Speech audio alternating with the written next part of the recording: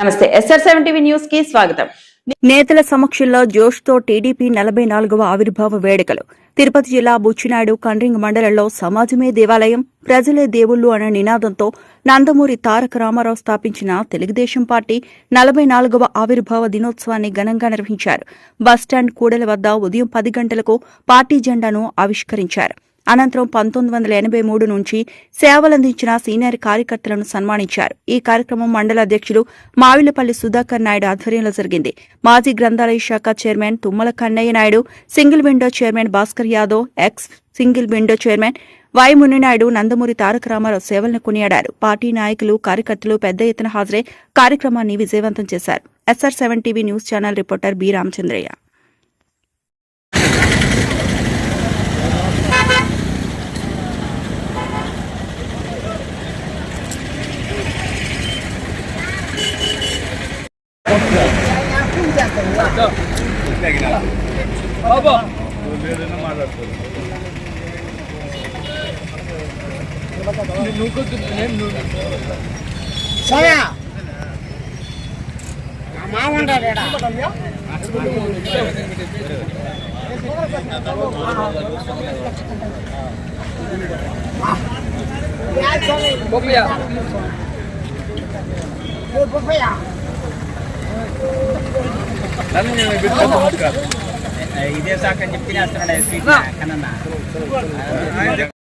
ఈరోజు బ్రహ్మాండంగా మనకు ఎక్కడో జగన్ పరిపాలనలో అట్టడుగుని వెళ్ళిన ఆంధ్ర రాష్ట్రాన్ని ఈరోజు 2 సంవత్సరాల్లోనే భారీ ఎత్తున పెట్టుబడులు వచ్చాయి.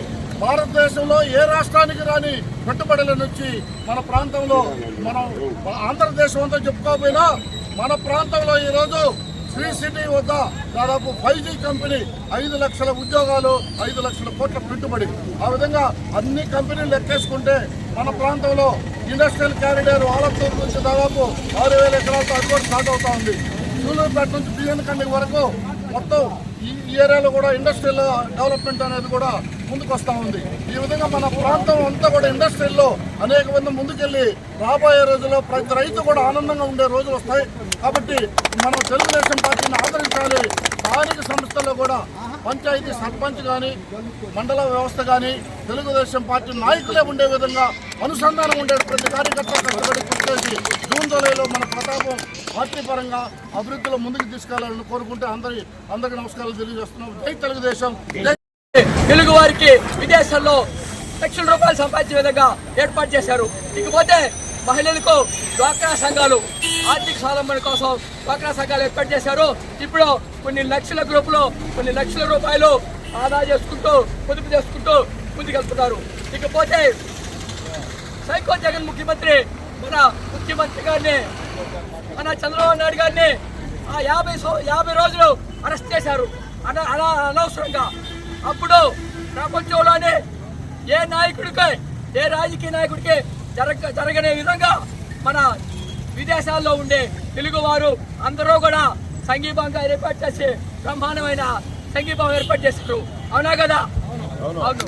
అదేవిధంగా మన నారా లోకేష్ గారు కార్యకర్తే అధినేత అనే స్వరం వినిపిస్తూ కార్యకర్తల సంక్షేమ నిధి, కార్యకర్తలకు యాక్సిడెంట్ 5 లక్షల రూపాయల బెనిఫిట్, అంతేకాకుండా యువగలం పాదయాత్ర ద్వారా 3,000 కిలోమీటర్ల పైన చేస్తూ ఉంటే ఆ సైకో జగన్ మళ్ళా కూడా ఇబ్బందులు సృష్టించాడు.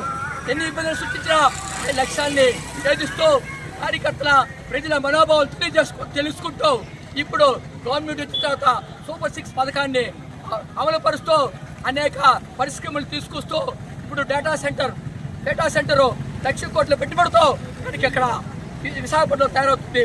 అదేవిధంగా అమరావతి రాజధానికి చట్టబద్ధ నిర్ణయాలు ఇచ్చారు. అదే కాకుండా అమరావతిలో క్వాంటమ్ కంప్యూటర్స్ ఆవిష్కరించారు.